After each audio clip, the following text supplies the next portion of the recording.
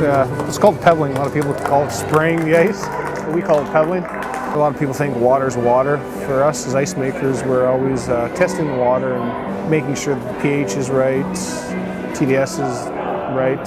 Some people think that it takes nothing to make ice. Other people think that this is huge chemistry science and you're in the compressor room pulling all these levers and valves like a Disney movie. Usually get arena. Usually we get it at midnight, so we got to work through the night. We paint the ice. We white it all out, all our hockey markings. Then we get the rings and we mark out the dimensions of the sheets. Put logos down and flood a bunch of times till it's level. The carpet down, the foam in, get it all leveled out. And scrape the ice, usually 4 or 5, 6 hours before practice, and then go from there.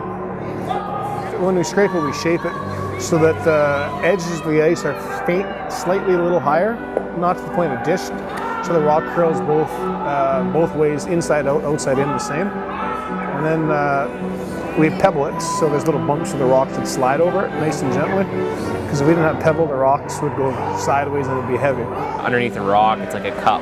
It'd be more like a suction cup. They won't go anywhere. With the bumps or the pebble on the ice, it helps the rock move and glide down the ice. And depending on the size of the pebble and how the rocks are, you'll get more curl than different sizes of pebbles. So once the water hits the ice, it starts freezing from the bottom up. It takes about a full minute for it to fully freeze. But it kind of forms into a dome shape and it's bumpy and there's space between them. There's a general conception of what we do, but a lot of the times it's really misconstrued of actually how much goes into it and how much time it takes, and realizing that once we get a game on, that there's a lot more than just, okay, you can leave and come back later. We're always making changes and listening to the curlers to make sure they get what they're looking for.